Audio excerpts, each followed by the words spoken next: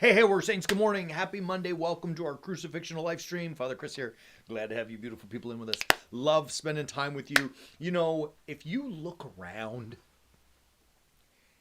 the way you interact with other people in service industries, on television, sports programs, maybe you're in your children's school, or if you're a student in your school, you know, the way people are putting things together, just all of it around, you might come to the conclusion that there's a lot of mediocrity out there.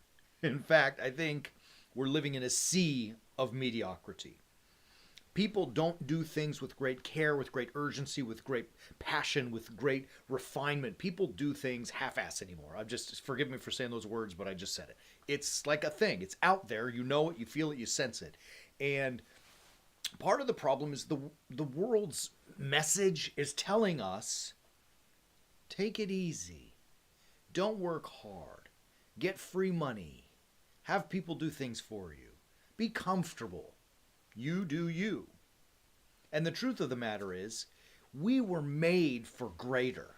We were made by God to be something greater, much greater than we currently are contributing right now. Many of us, at least, as many of us are contributing. We were made to be, look, I'm going to sound silly and cheesy, but I'm going to say it because it's from my heart. We were made to be awesome. Right? That's how God made us. If you listen to this beautiful text from 1 John chapter 4. So in this, he's talking about the Antichrist and things that lead people astray. But we're going to spend some time this week. Greg and I are going to teach about this because it's so cool. Just listen to these words. I'm going to read to you from 1 John chapter 4, verse 1. Beloved, do not believe every spirit, but test the spirits to see whether they are of God. For many false prophets have gone out into the world. Now, please don't think that John is talking about spirits that float around like ghosts. This is not what he's talking about, right? He's not saying that you need to go and talk to the spirits and have a seance and use a Ouija board. That's not what he's saying, right? The spirits of the world, the things that you see out there, what is being put forth, right? And many of them are false, and they're going out across the world. By this you know that the Spirit of God, right now he's talking about the Holy Spirit. Every spirit which confesses that Jesus Christ has come in the flesh is of God. Okay. Awesome. Great statement. Everyone that confesses Jesus in the flesh every spirit. We know that this spirit is of God because Christ in the flesh, that's the message of God.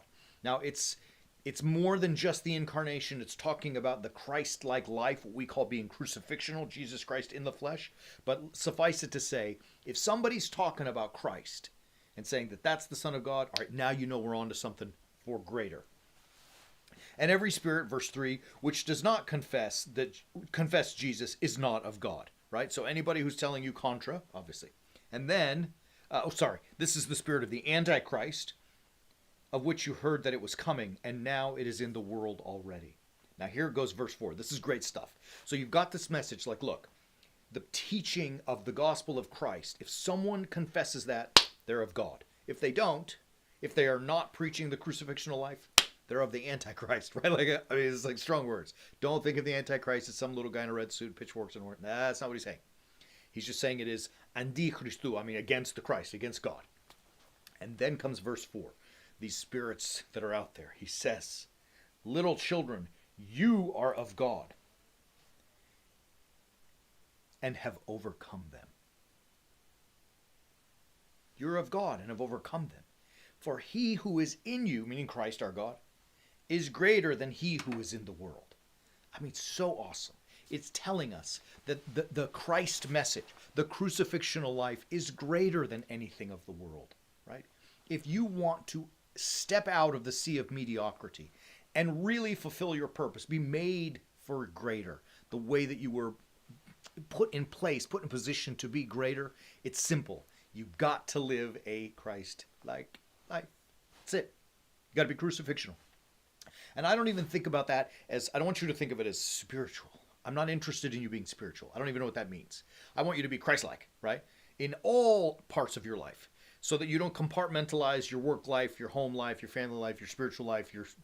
I don't want to have a bunch of lives. You have one life. Live it Christ-like manner. Then someone else will say you were spiritual. Let them define you. You live a Christ-like life, right? Because what is in you is greater than what is out there in the world. Now, let's wrap it all up as we conclude today. What do you mean by that, Father Chris? Here's what I mean. The world's telling you to go easy, go soft, be comfortable, take it easy, you do you, right? What does that get you? Mediocrity.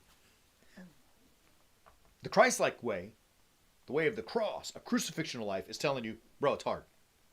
You're going to suffer. You're going to sweat. You're going to bleed.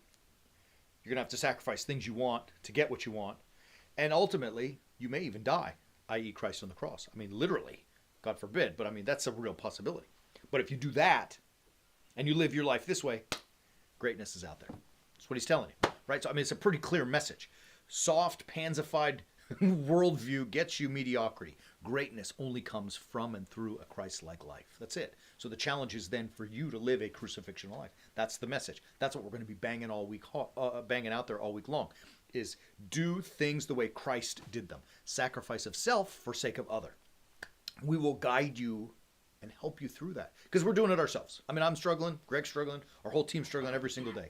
Visit us at warriorsaints.org and join us as we are doing that very thing by living a crucifixional life. We have a bunch of offerings there. Get it. Get on the way with us. We love you, beautiful people. We'll be back tomorrow.